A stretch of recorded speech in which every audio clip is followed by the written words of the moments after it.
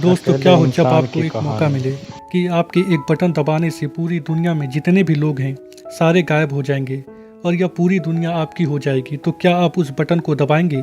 यह एक science fiction comedy web series है जिसका नाम the last man on earth है। कहानी की शुरुआत एक रहस्यमय वायरस से होती है। फिल मिलर पृथ्वी में आखिरी बचा हुआ इंसान है जो कि एक बस को लेकर पूरे अमेरिका में घूमता है ताकि उसे कोई जिंदा इंसान मिल जाए। वह हर एक स्टेट के हर एक शहर में जाता है और एक मैप में क्रॉस का चिन्ह लगाता है। पूरा मैप क्रॉस के चिन्ह से भर जाता है।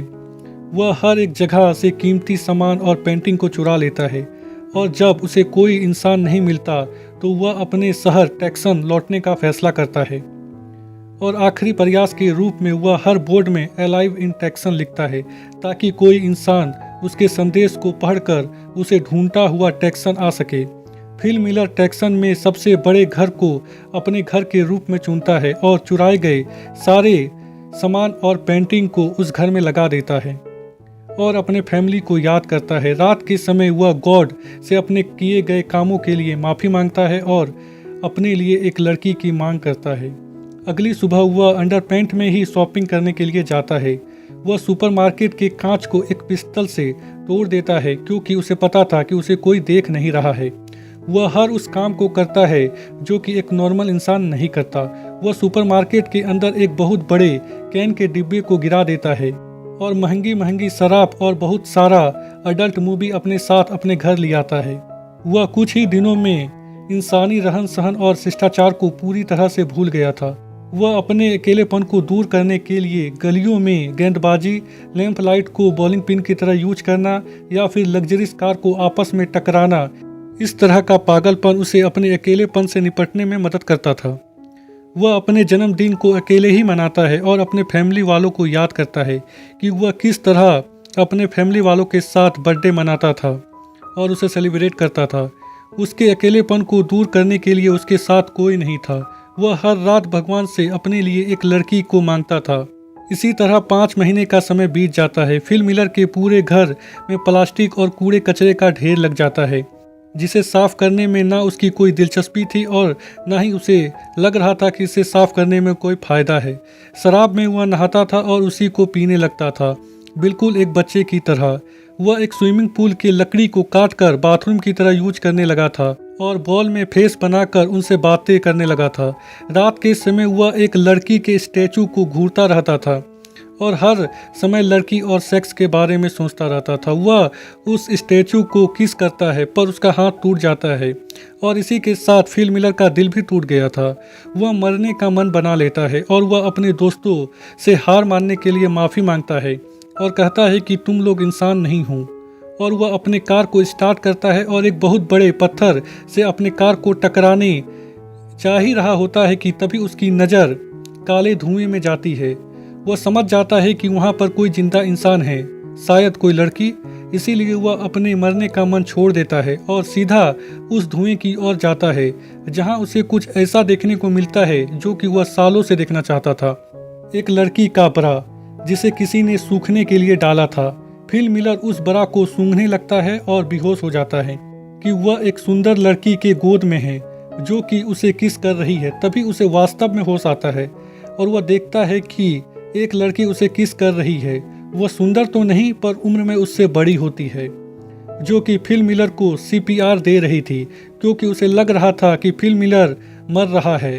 वह तुरंत उस लड़की से दूर हट जाता है और उससे कहता है कि वह सुंदर लड़की कहाँ गई। कैरोल उसे अपने अंडरपैंट को देखने को कहती है जो कि गीला होता है। फिल मिलर उसे कहता है कि मैंने अपने अंडरपैंट को गीला नहीं किया और वह कैरोल की तरफ बढ़ता है। यह देखकर कैरोल बंदूक निकाल लेती है और फिल मिलर मान लेता है कि हाँ, उसने अपने पैंट को गीला किया था। कैरोल उसे बताती है कि अलाइव इन टेक्सन देखकर वह यहाँ पर आई है। ऐसे तो फिल मिलर हर रोज भगवान से लड़की मांगता था पर आज लड़की उसके सामने थी पर वह उतना उत्साहित नहीं होता। कैरोल फिल मिलर के साथ उसके घर देखने जाती है। रास्ते में फिल ट्रैफिक नियमों को नहीं मानता। कैरोल उसे कहती है कि हमें ट्रैफिक नियम को मानना चाहिए और ट्रैफिक में रुकना चाहिए पर फिल कहता है कि क्या फ़र्क पड़ता है, यहाँ पर तो कोई है ही नहीं। पर वह कैरोल को अच्छा फील कराने के लिए वह ट्रैफिक में रुकता है। पहले वह राइट देखता है, फिर वह लेफ्ट और फिर आगे बढ़ता है। कैरोल फिल के घर देखकर चौंक जाती है क्योंकि उसके पास दो पूल थे। उसमें से एक को उसने शौचालय बना रखा था और दूसरे को कूड़ा फेंकने का जगह। कैरोल उस पर पेंटिंग चुराने का भी इल्जाम लगाती है और जब कैरोल उससे मैगजीन के बारे में पूछती है तो फिल सीधा सीधी कहता है कि यह सारी मैगजीन अडल्ट है जिसे वह खाली समय में देखा करता है। फिल कैरोल को वहीं छोड़ देता है जहां से वह कैरोल को उठाकर अपने घर लाया था। अगले दिन जब फिल उठता है तो वह देखता है कि कैरोल उसके घर की सफाई कर रही है। फिल बोलता है कि किसी के घर को साफ करने से पहले उससे पूछना चाहिए। कैरोल कूड़े को वहीं फेंकने लगती है। फिल उसे रोकता है।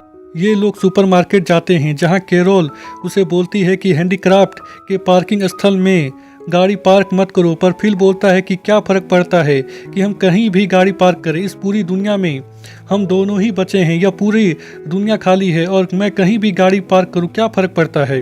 पर कैरोल नहीं मानती, उसे सही जगह में गाड़ी पार्क करने को कहती है। फिल को गुस्सा आ जाता है और वह सुपरमार्केट के अंदर गाड़ी को पार्क कर देता है। रात के समय फिल अपने बॉयफ्रेंड के पास जाता है और कैरोल की शिकायत करता है।